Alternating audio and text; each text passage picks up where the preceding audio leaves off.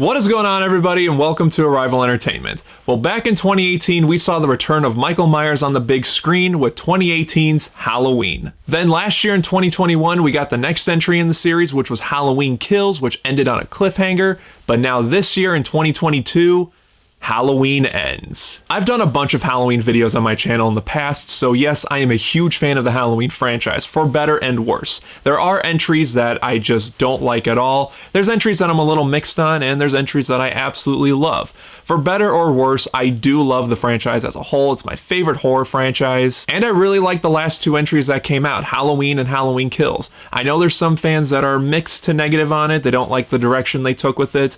I really like the direction they took with it, especially Halloween Kills. I've grown to like Halloween Kills a lot more than when I first saw it, and I liked it when I first saw it, but watching it a few more times this year, getting ready for Halloween Ends, I really like Halloween Kills a lot more. Sure, it's still got its problems, but I've had a lot more fun watching the film, getting ready for Halloween Ends. So yes, I was very excited for Halloween Ends. All the trailers, every promotional stuff that came out got me really excited for it. The fact that it's Jamie Lee Curtis's last performance as Laurie Strode. I was ready for this movie. And I'm going to be completely honest with you guys. I had to let this film sit with me a little bit because even though I liked this movie overall, it is nowhere near what I thought it was going to be. All the promotional stuff, the trailers, advertising the big final fight between Michael and Laurie Strode, that is in the movie. But there is so much more that I didn't know was going to be in it. I stayed away from spoilers. A lot of people were talking about the film when it came out Thursday nights. I've been staying away from comments and from not really spoiler stuff, but, you know, YouTubers like to mention plots of the movies when they review movies, and I'm not going to be giving away the plot of this movie because none of the trailers hinted at it. But I was completely thrown for a loop when the movie started to unravel and show itself because, like I said, none of the stuff that is in the main plot of the movie is even hinted at in the trailers.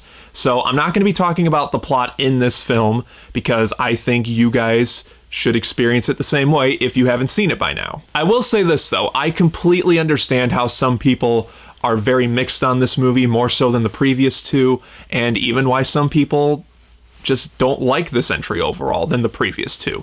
It's completely understandable. This is not your typical Halloween film. And like I said before, I am a huge fan of the Halloween franchise. It's my favorite horror franchise. I've seen every single movie a bunch of times. I've looked up so much behind the scenes stuff about each film a bunch of times. I know my way in and out of the series. The pros, the cons, the in-betweens. I know how the films work.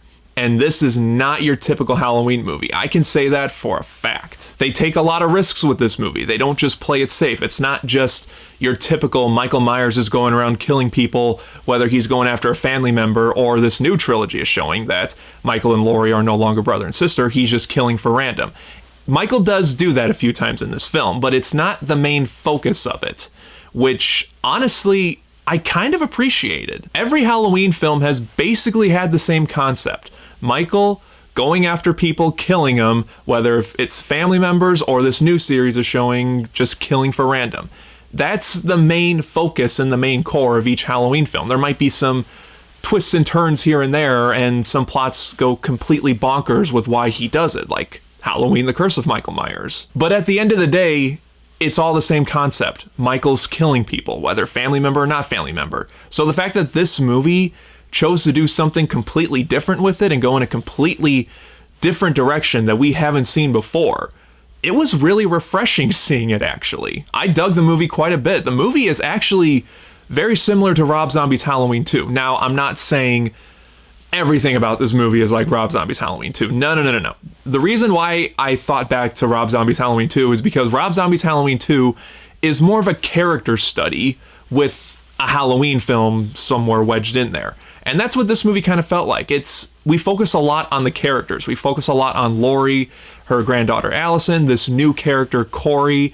We focus a lot on the characters and how the 2018 film and Halloween Kills, which takes place on the same night as the 2018 film, how those two movies affected the town of Haddonfield. There are people in the town of Haddonfield in this film that are still very much traumatized by the events of that night and are having a hard time dealing with the events of that night.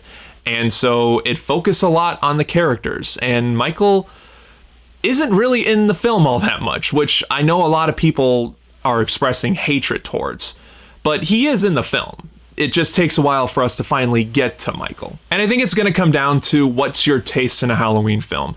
If you just want to see Michael killing people, like every other Halloween film, you're probably not going to like this movie. But if you want to see something a little bit different, something that we haven't seen before in the franchise and done in a mostly pretty well way, then you might enjoy Halloween Ends. I know that there's an argument to be made that just because a film goes in a different and unique direction doesn't always make it good. I understand that. It all comes down to personal taste.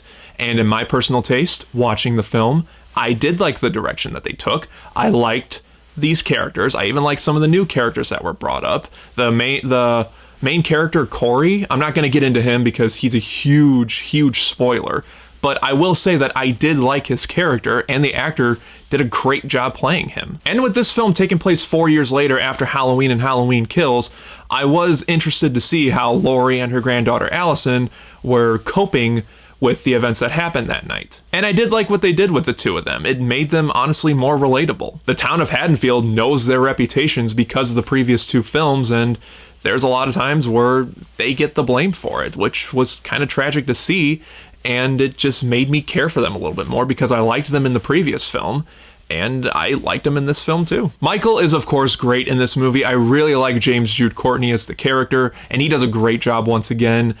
It's, again, very different than what we've seen Michael before, even more different than the Rob Zombie ones.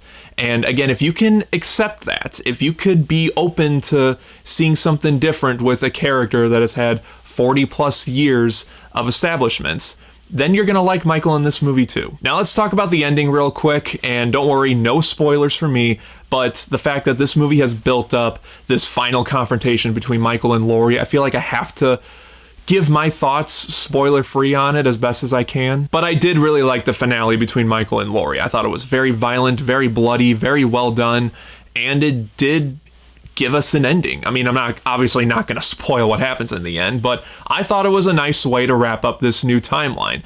And now that this new timeline is done, I can say on camera that this probably is my favorite timeline of the Halloween series. There's like 4 or 5 different timelines you can choose from. You kind of pick and choose your favorite timeline. Not all these movies connect together. If you try to connect them together, your brain might explode. So don't even try to connect all these films together.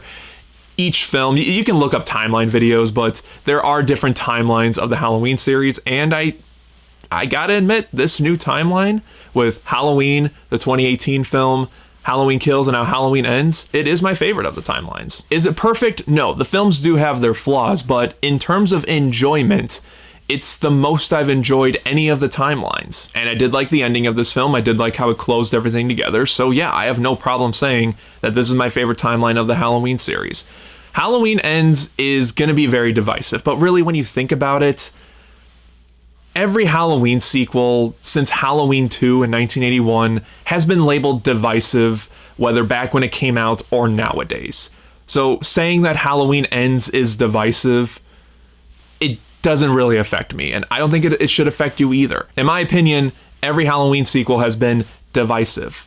Even Halloween 2, which is a fan favorite now. It was torn apart by critics, but audience really liked it when it came out. So just because people are saying this movie is divisive, that shouldn't judge how you go into the film, is what I'm trying to say. It didn't affect how I went into the film, and I walked out really enjoying it.